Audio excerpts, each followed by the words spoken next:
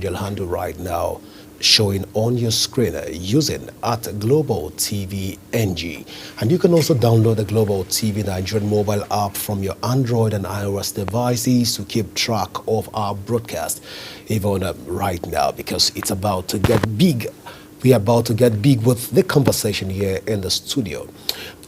We are still in the season of celebration, whether you call it the Democracy Day or you call it the day after the mantle of leadership was handed over to President Bola Ahmed Tinubu. It's still a celebration period. Of course, the celebration galore from Children's Day we metamorphosed into Democracy Day by extension. But today, let's even look at the scorecard again of President Bola Ahmed Tinubu and try to pick it up from the angle of the youth, try to see what has been the impact so far of Nigerian youth being able to benefit largely from the president.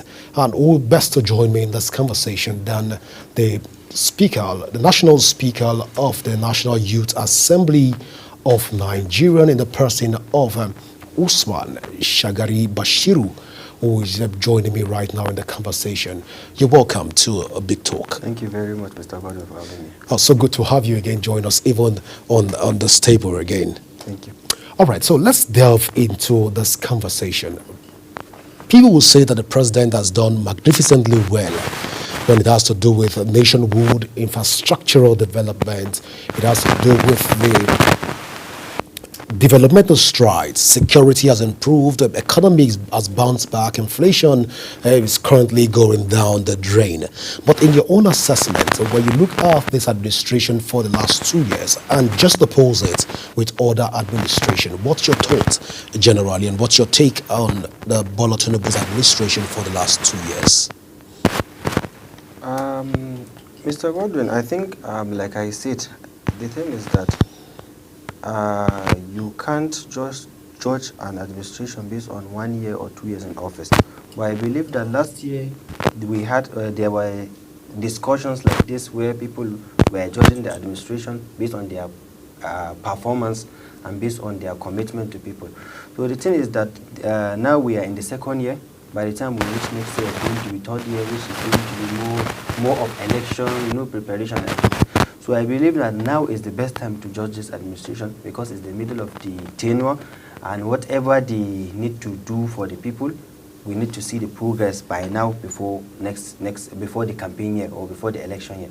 So, and I believe that there are various initiatives that this administration have come up with, and I believe that there are various policies that they inherited from the last administration, which they are trying to push in this administration.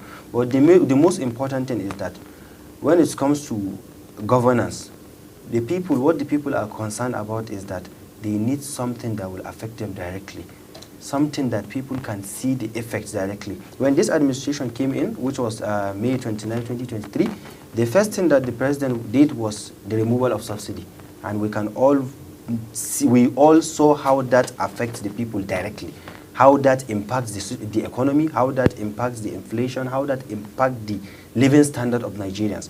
So what we expect from the government is for us to see initiative or change that can affect the people directly. So whenever we are going to, as for me, I believe that the best way that we can vet this government is to look at the things they have done that affected the people directly after the removal of the subsidy.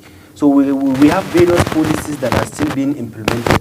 But the best thing for us is that this is the second year for this administration. So what have this government done that have affected the people directly? I believe there are various initiatives, especially in terms of the youth. They have done initiative that's impacted the people. When we are talking about this kind of initiative, for example, we can see the NEL Fund, the Nigerian Youth Investment Fund, and there are various initiatives, which I believe these are things that affected the people directly. But this is just talking about a small segment of people, which are the students and the youth. We are talking about the people in general, the Nigerian people, the voters, the people living in the country.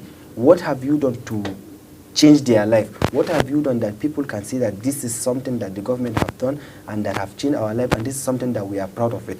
So these are the key KPIs I believe that we should look at, and these are the things that we should consider when we are vetting this administration and when we are rating this administration. We should look at what the government have done that affect the people directly and what they are currently planning to do. because I believe that's the only way we can judge this administration, not by talking about policies or initiatives that are yet to come. Talk about the things that have been already implemented and that are affecting our life. All right, so while we are talking about President Bola Ahmed Tinubu, let's not even forget the fact that it's not just President Bola Tinubu that is celebrating the May 29. Other elected officials also are celebrating the May 25. Let's bring May 29. Let's bring this back to your constituency, which has to do with the National Assembly. And of course, you have always been at the forefront of championing cause for youth advocacy, creating laws for youth, and also looking for ways to get this going. But when you look at the various laws being put in place, a lot of people will say for the last 2 years, the entire procedures and plenary sections at the National Assembly tend to be a child's play because the National Assembly tend to be a rubber-stamped assembly that does not have power to, it's like a toothless bulldog, like people will say. It can only bark, it cannot bite. But then when you look at it also for the last 2 years, how will you assess the assembly so far, coming from the legislative perspective? The main key people there are the executive. The executive arm of government, they are the ones in charge of administration of government and the implementation of government policies. The legislative, they are just there for policy formation and for oversight function and other functions to the executive. So I believe that the legislative have played their role while the executive is also playing their role. But what matters is that what role are we Nigerian people playing? I believe that we might have some differences regarding this legislators, for example, or the issues that have been happening in the National Assembly. But I believe that all these people are here to represent us. So they must listen to our voices, they must listen to our demands and what. There was an instant issue that happened regarding this tax reform bill, if you remember 2 months ago, where people keep criticizing it. As that bill was about passing second reading, but because of the criticism from the people and issues, they have to stop it. That's to show you that our voice matters. Even though they are the policy makers, for example, but if we raise our voice to the level where they must listen to us, then definitely I believe that we'll have an advantage or control over them. They couldn't pass that bill because of the way people were criticizing the bill. They had to come back and organize a public town hall, engage people to see how they can make some amendment to the bill before they pass it. So all I'm saying is that in democracy, our voice is the most important thing. The voice, the people's voice, government of the people, by the people, and for the people. So the voice is the most important thing. We should always advocate for our voice. Whatever we feel like we have issue with, advocate for it, talk about it, raise our voices. We have various platforms that we can do that. The social media is there. So once we do that, we can be able to get the ears of these policy makers and see how they can do the right thing. So sometimes, if people are not getting pressure or people are not getting feedback from us, the masses, if these legislators are not getting this feedback from us, they will continue to do whatever they like. But by the time they know that whatever they are doing will help them, hold them accountable, and we must make sure that they do the right thing, something that will benefit us directly, I believe that they have no option than to do what we like. So that's the most important. You cannot criticize and not act. You must play your part before you can be able to criticize others. So we the youth, especially the youth, we the people, the masses, we need to play our part before we can be criticizing the government. So there are a lot of issues in terms of all this legislative, but I believe that the legislative have their own power, executive have their own power. But when it comes to implementation, the major implementer are the executive. The legislative are there to listen to the people and to provide policies that will help the people, that will align with the people's agenda. You have a way of cleverly dodging away from your constituency, and you just channel the blame right now to the executive. So the legislative should not take blame in it. Their job is to formulate the laws and create laws and hand it over to the executive to implement. So they're exonerated from all of this concern. It's still fair. We won't judge you. We listen, we don't judge. All right, let's even delve into 26 years of our nascent democracy. From 1999 till date, Nigerian youth have been clamoring for a better government, for a better more standard of living. But when you look at this whole President Bola Ahmed Tinubu's administration for the last 2 years, has it been welcoming for youth? Has it been friendly? Has it been a more of a kind of a policy drive? Has it been able to also provide the kind of solutions that Nigerian youth need and deserve in order to enforce the kind of policies that we desire across the country? Let's even begin to x-ray the government from that point of view. When you look at the government and try to marry it with what Nigerian youth have been clamoring for. In 2 years, we've had end bad governance protests, almost back to back. But when you look at all of this so far and the Nigerian youth, are we there yet, even with this administration? Yeah, I believe that we are seeing progress, and I believe that when it comes to governance and participation in governance, you cannot compare where we are now to where we have been 20 years ago. Of course, we are there and we have a lot of engagement, and we, the youth, are already participating in governance. If you look at the structure, especially of the National Assembly, you can see a lot of young people that are there. So I believe that we are given the opportunity and we are now participating, because we know that there's no way we can make impacts is by except when we are in the system, which is why it's motivating us to be in the system. And I believe that we can all see the changes. And I believe that if youth are given more opportunity than this, we can even do more at the executive branch than what we are doing already at the legislative branch. So we are doing that, and I believe that there is a progress, and everything we are seeing is step by step. And I believe that with time, there will be a time where most of these elective positions will be young people. But should I ask that particular question? Because it's as if Nigerian youth are more interested in getting the office of SAs, special advisor to the governor, special advisor to the president. I might be wrong in this particular conversation, but then it's what it is right now. A lot of youth are not vying, rather they're depending on appointment positions even across the country. But that's why I ask you again, when you look at it right now, what the youth have been clamoring for since 1999, has anything changed? Even because President Bola Tinubu has been at the forefront of professing and confessing democracy and change, which is the mantra of the All Progressive Congress. Have there been change so far in the last 2 years? When we measure it with where we're coming from and where Nigerian youth were before, can we say that we've moved from waiting for appointments into becoming more of an elective representative? How many youths do we have right now that are even serving in elective capacities? You know, the issue is that, to be honest with you, that's why I believe in Nigeria we need to change our political mentality. Because whenever it comes to politics, especially we the youth, we see it as capital intensive, which we don't have the capacity when it comes to elected position. For example, now if you want to contest for a governor, I don't think there are many young people that can contest for governor in Nigeria. There are many people that can contest for governorship or any political position in Nigeria because of the capital intensivity of the position.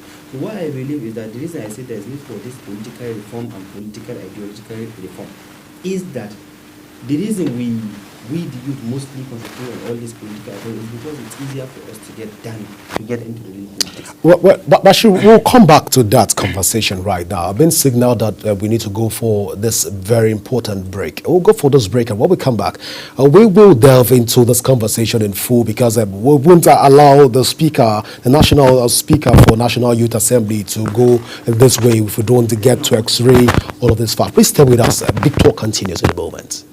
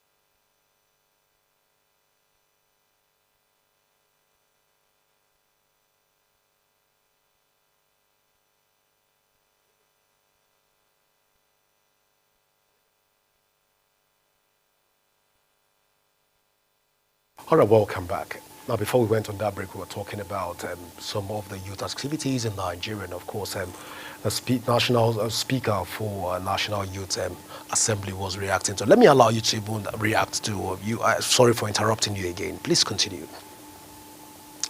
Oh, okay, let's leave that conversation, Bashir, since we can't even fall back to it. There is this accusation that says that the Nigerian youth are not ready for leadership. That's why they are being given appointment positions in order to prepare them for leadership. And this we've been hearing since 1999 till date. 26 years after, Nigerian youth are still not ready for leadership. But you are, if the Speaker of the Youth Council, a lot of youth right now across the world are watching you to even hear you talk about Nigerian youth. How prepared are Nigerian youth in terms of leadership?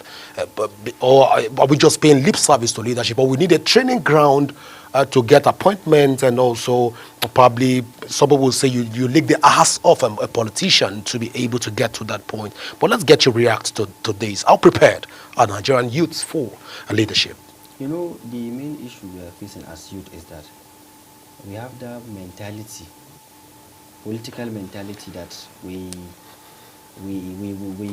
whenever we get an appointment or something, or we are going into politics, there's this mentality that people normally go into politics because of the money, which I believe that mentality is very negatively affecting the youth. And secondly is that I believe that the youth have the zeal and energy. We are young, we have it in our blood. We can do better if we are given the chance. But the main issue is that some people are not good ambassadors of the youth, while some, they will go get the appointment and be good ambassadors. So that's why we keep emphasizing that whatever you are doing, have a proper training. Whatever you are doing, be a good ambassador of the youth population. Because whoever, all these youths now that are in government offices, for example, whatever they are doing is affecting us directly, because it's showing that we the youth are serious if given the opportunity, or this is what we will do if given the opportunity. So that's why when you get that opportunity to be part of the government, you should be a very good ambassador of the youth and see how you can be more active, and also how you can impact people directly. So that mentality, if we continue to have this mentality of going into politics for money or something, that's when we will go into politics without performing well. But by the time we have the mentality of community service, community engagement, to see that we go into these places to help our community, to do something better for the community, I believe that that's when we will go and perform better. So I believe that there are very good examples that are doing well. For example, we have our very own Minister of Youth, which is performing well, and there are some few ministers, while the other people in the government are not showing good example to the youth. So all we are saying is that whenever given this opportunity, we the youth, we need to show that we the youth are ready, and we the youth are ready to support the country and to do better for our demographic. So that's what we will keep doing. That's what we will keep advocating for, to be good ambassadors and better ambassadors for the youth. So if I get you correctly, Mr. Speaker, you're saying that Nigerian youths are not ready for leadership.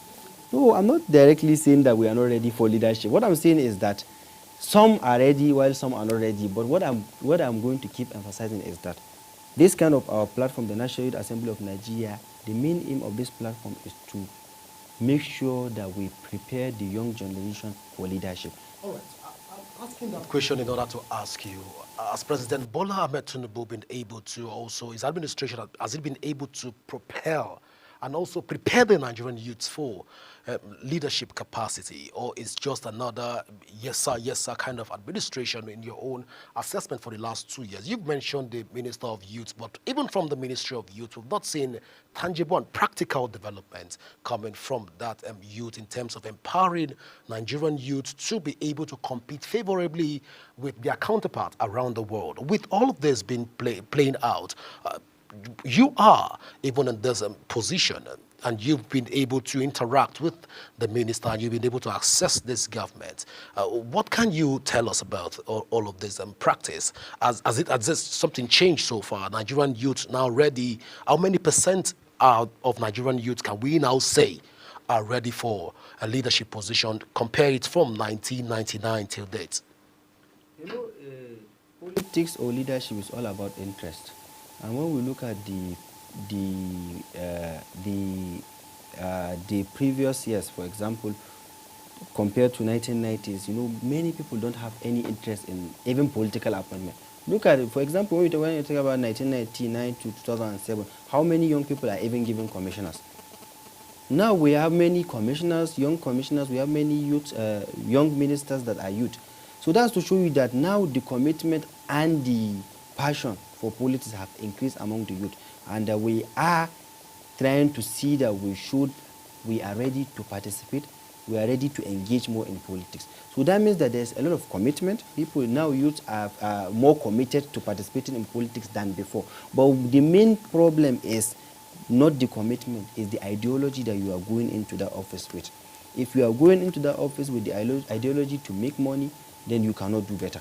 So we might be interested in joining the politics, for example, but we must have a good intention and good ideology. All right, so in a scale of 1 to 10 from 1999 till date, where will you place the Nigerian youth in terms of preparation and readiness to take over leadership? I think I would place Nigerian youth at 6 as of now. I think because when you look at all these previous years, for example, the engagement was too low. But now we are seeing a lot of engagement and we are seeing a lot of people participating, even for elective position, not only appointed position. We are seeing elected people contesting for elective position. And I believe that the next election is even going to be more better because a lot of people from various... So Bashir, I asked that question because we once had a Nigerian president that said that Nigerian youth are a lazy set of people. I don't know how correct that is, but within the political space, it tends to be also that Nigerian youth are not ready to take responsibility and taking the bull, and you are more dogged in that area. But let's return back to President Bola Ahmed Tinubu's administration and looking at a scorecard for youth. If we begin to place it under a speaker, when you travel through the southern part of Nigeria, through to the north, through to the east, through to the west, and you interact with Nigerian youth on a daily basis, based on the feedback you've gotten so far, if you want to place the developmental stride of Nigerian youth in terms of technology, in terms of innovation, in terms of competitiveness, with the north first, what will you give the north in terms of percentage in scoring President Bola Ahmed Tinubu? Comparing it to youth in other parts of the world right now under this administration, what will your representation be and what will your percentage be from youth? Let's start with the north first. What will you give the north in terms of percentage in scoring President Bola Ahmed Tinubu? We look at the previous administrations, for example, over the previous years, and look at this administration, I can tell you that we have more people engaged, more young people engaged in governance than we had before. In the north, let's give a scorecard. You want me to tell you number? Let's start the score. In a scale of 1 to 10. 1 to 10. Let's score the north, let's score the south, let's score the east, and let's score the west. In terms of performance. Are you talking about elective position or appointed position? You understand, but from elective position through to innovation, through to infrastructural development, through to all round, when you look at the administration for the last 2 years, what will be your scorecard for scoring President Bola Tinubu? Has it passed or has it failed? In the north, what's the percentage from 1 to 10? Has it scored 10? Has it scored 10 over 10? Has it scored even 5 over 10? Let's even hear from you being the speaker at this point. When we are talking about scorecard, we are just in the middle year, we are in the second year. Just like you said, let's call it a second year assessment, if you like. Let's do it as a second year assessment. Second year assessment. So you are the principal. You are the coach, you are the lecturer, and of course you are the facilitator. Let's get you to do a scorecard on this. Yeah, I believe, I don't want to give you numbers, but you keep insisting that I should give numbers. No, let's work with a ratio. Ratio. Not a number. Let's just work with the percentage, 1 to 10. Or if you like, you can do 1 to 100. I think, like I said before, we can give it 6, or let's say 6, middle from the north. Yeah. What about the south? Reason for that is that, let me give you my reason. Right. The reason for that is that I believe personally, and I have seen it, that when it comes to political engagement, we are getting more engaged than when where we were before. And when it comes to this innovation, for example, we are already showing that apart from the policies the government are showcasing, we are showing that we are also interested by getting involved in all these kind of innovative ways and to generate income, to generate living. So I believe that we have shown more commitment than we had shown before. So this commitment, and like I told you before, is now increasing, which I pray is going to keep increasing in terms of developmental issues. All right, so, let's take it to, as the Speaker of the National. Of course, you represent a lot of national interest. Let's take it to the Southwest. What would be your scorecard? I think we are not talking about Southwest, or No, we talk about the North. So now we should talk about the South in general. Okay, I thought we were talking about the North geopolitical. Yeah. But let's, since you mentioned, let's take it into various part of the country. Okay, let's return it to the South right now. What would be your scorecard in terms of the southern part of Nigeria? I think when we are talking about more participation and more engagement, to be honest with you, I believe that the South have more engagement and more interest in all this political space and innovative space than what we already have in the North. But it's also increasing. And I believe that what we have in the North is increasing, what we have in the South is also increasing. People are more, because of the level of population that we have over the South. We have much population, while the South have lesser population than the North. And I believe that the commitment that's coming from the South, because of the level of educated people and the level of people that are interested in politics, I believe that they have a larger number than us. But like I keep telling you, the number is increasing, and everyone, the people are interest keep increasing. And I believe that from time to time we will have, but we won't be sitting here and be talking about how youth can be getting involved, because with time I believe that youth will already be involved, and we will be talking about how we can do better as youth than getting involved. All right, let's return back to the President Bola Ahmed Tinubu's scorecard. There's been this trend from government immemorial, where to see a minister is almost an impossible task. Even talk less of meeting with the Minister of Youth and Sport and National Development. It tends to be a near impossible mission. I don't know if for the last 2 years that you want to rate the minister's performance and also his output, his engagement with youth so far. If you want to rate it and use that to assess President Bola Ahmed Tinubu, how engaging has the Minister of Youth been so far in terms of his interaction? How accessible has it been? How's the feedback mechanism been so far when you look at it so far, using it to address the concerns of Nigerians and giving the president a scorecard for this? Of course, we'll rate it back to percentage. I love percentage. Yeah. Like I said before, I commended the minister because personally, what I like about him is his open door policy. Minister of Youth is a person that normally leave his door open for all young people to come and engage with him, which is why we are happy to have a young person there, because only young person can be able to leave his door open like that and engage people. If you see him engaging people, he's engaging people not like a minister, he's engaging people as a comrade. He's engaging people as someone that know where you are, as someone who has been in your place. So that's only young person can do that. When we look at the previous years, for example, we haven't had a younger minister of youth before like this minister. So which is why we always encourage that we should have young person that will interact with us, young person that knows what we are going through, young person that can align with what we are doing. That's why we are happy to have him, and I believe that what he's doing is going to make a lot of progress to the Nigerian youth. But when it comes to the other ministries, for example, the main issue we are facing, if to say I'm going to rate the government in terms of ministerial performance, I personally will have to say that the performance is not good. I will have to call it poor, because I can count based on the percentage. Exactly. If I'm going to count the numbers of ministers that are performing, we are not going to count more than 5 ministers. How many ministers do we have? We have more than 47 ministers. And for me, I feel like there are some ministries that don't even need minister of state. Why will there be minister of state in that ministry? That's why most of them are not performing, because most of them, I believe, they don't have even duties to do.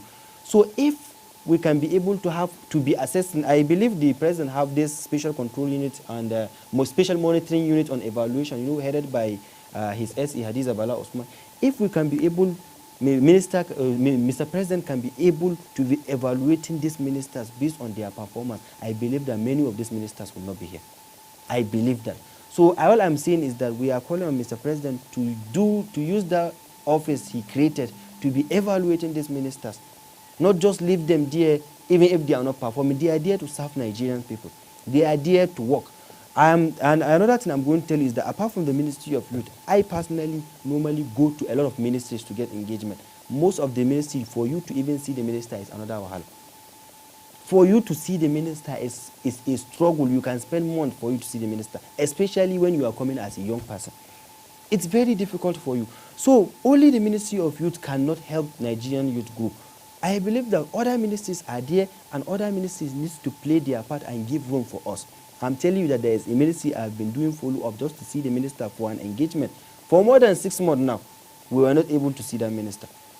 So imagine all this thing. What will it take them for us to meet us and just have this discussion? It's not only the Minister of Youth that is bound to do to listen to the youth. No, there are other ministries. Whenever you are talking about national development, you must include youth. So all I'm saying is that these ministers need to be vetted, need to be rated according to their performance. Anyone who is not doing well should go back. You are here to perform your national duty and do well to the nation and help Mr. President achieve his agenda. But if you are not performing, what can you say? A lot of ministers are doing well. When you talk about Minister of Youth, FCT Minister, Minister of Interior, all these are ministers that are performing. But by the time I start counting the number is not going to be more than 5 or 6 of these people that are performing. Out of almost 47 ministers, why are they there if they are not performing? Let them go. All right, let's talk in terms of the fact that a lot of Nigerian youth right now, Nigerian youth have been known to be on the creative space. Nigerian youth have been known to be creatives. Some of them, they say Nigerian youth are born creative. They go to other countries, they perform optimally. But if you want to begin to rate the president right now, looking at all of this performance by Mr. President, of course, he has gotten several endorsements from party members. And of course, Nigerians, a lot of Nigerians are saying that the president is doing magnificently well. On the scorecard, there are some of his achievements, about 40 that the president has done, from Nelfon through to the minimum wage, a lot of those CNG projects and Calabar coastal rails and what have you. The president has done magnificently well. But all of those projects tend to be very significant, but not even to the Nigerian youth, because we've not seen the Nigerian youth being more creative even within this administration. So I want to ask, is it that the administration brought some form of loopholes for Nigerian youth talent to go down the drain, or the administration so far, in your own observation and in your own assessment, has been able to further promote Nigerian youth in terms of their skill, talent, and abilities to be creative beyond doubts? You know, like you said, Nigerians, we are born to be talented. You will see that when you look at the number of people that are going outside Nigeria and they are performing. Look at, even when you talk about the medical doctors, for example, most of Nigerian doctors that are even Nigeria go to outside abroad, they are doing excellently well. In terms of technological space, look at the level of startups that we are having. Tech startups that are doing well, that are performing. So we are creative. Nigerians, we are creative. We have that in us. We are creative. We are hustlers. We are creative and we are doing more. But the main issue we are talking about when it comes to all these policies by the president, for example, like I said before, what the president needs to be doing is to ensure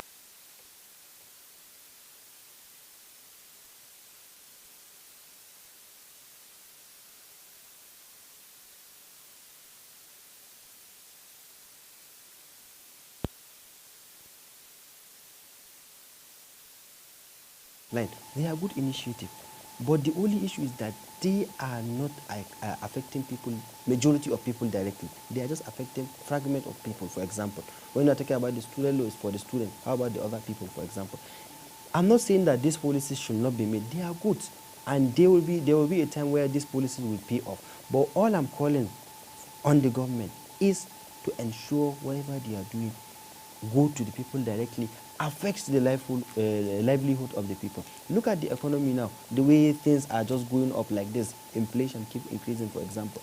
These are things that affect people. The standard of living keep going down. So if Mr. President can be able to do some things that people can say that these are things that affect our life, directly. That's the main focus. That's what I believe should be the main focus of this administration. Let the government affect the people directly, either through policies or through implementation. Any ways they can do, any way they can do that. They are the government, they know the right place that they can do this. To provide incentives, the people are really suffering.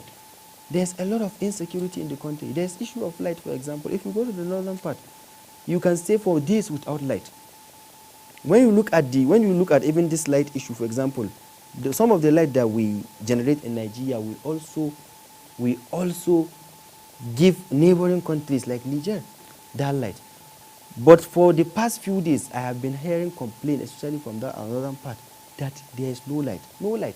There was an issue with the light. Up till now, they couldn't repair the light. So people will stay for days without light. This is something that affects the life of the people. So whenever you are looking at all these critical issues, look at something that you can do that can change people. I'm telling you that, for example, if this government can only achieve, this government can only achieve providing 24-hour power to Nigerians, I believe that they have done well. So I'm just giving you an example. So there are ways. If the government decided to just focus on power to provide efficient electricity to people, I believe that we will not be here arguing about whether the government have done well or not. Who am I to argue with the National Speaker of the National Youth Assembly? Just a journalist trying to put issues in perspective. Just before I let you go, because I did signal right now that it's time for us to go to back at least to the studio. But just before I let you go, in all of this, it's all about assessment of President Bola Ahmed Tinubu. And we've talked about different sectors. We've talked about the youth, we've talked about assessing the ministers, we've talked about the appointment and all of this. Put all this together right now. When we come back to that point again, Bashir, then we talk about let's put a figure to assessing the general performance of President Bola Tinubu right now. What would the performance be, even from the angle of the youth, in a scale of 1 to 10? When we are talking about what I just said, let me cite one thing. When we are talking about direct impact, something that we, the youth or the people, will see direct impact. That's how I'm going to vet this administration. That's how, just like I said, what are the impacts that the administration was able to reach to the people? What are the direct impact that people were able to see through this administration? I don't like giving numbers, but just like you insist, for example, all I can say is that there's a lot that needs to be done by this administration. No, but we work with numbers. I don't know if I'm share my former life, but I think I like figures. Because when you have figures out there, it helps us to, somebody will say that the clarification, it gives us, leads to the avoidance of doubt and provide an epistemological understanding to what is to be discussed. I will give you numbers. Okay, please I will give you numbers. Please give You know, because something just came into my mind. When we are talking about implementation, government is not only a one-man job. So give us the numbers. It's a job that should be done by everyone. When we are talking about the president, we are talking about the president and his cabinet. Please give so us considering the the level of whatever comes out lack of participation, Tinubu's administration, it still rests on his table. On Nobody his will say table. Dele Alake's administration. Everybody will say President Bola Ahmed Tinubu's administration. Give us an assessment. Looking at all these things and the way people need to see direct effect and the way we are calling on the government to engage more people. I believe what I can give this administration at this moment, at this second year, we are going to give it 4 out of the 10. That means there still work need to be done to affect the people directly. There still work need to be done by the president to have people that will support him deliver on his mandate. But I'm telling you that looking at this current situation, lack of electricity, insecurity, and all these things that are happening that are directly affecting the people, I cannot give this government above that 4. That's what I'm trying to tell you. Well, 4 it is from Bashir. Bashir, I want to say thank you so much for finding out time to be with us here on Big Talk. Of course, the talk today is very big. Well, thank you very much. Don't forget that Bashir is the speaker of the national speaker of the National Youth Assembly of Nigeria. And we'll be talking about the state of the nation and also trying to assess President Bola Ahmed Tinubu's administration for the last 2 years. Well, this is how far we can go this evening here on Big Talk. And do remember that you can also stay with us on our various social media handle currently showing on your screen to keep track of our broadcast, and also you can download the Global TV Nigerian mobile app from your Android and iOS devices to also keep track of our broadcast. My name is Godwin Sunday. Always remember that peace and unity are the pathways to progress. Till big talk comes your way again. Enjoy the rest of your evening.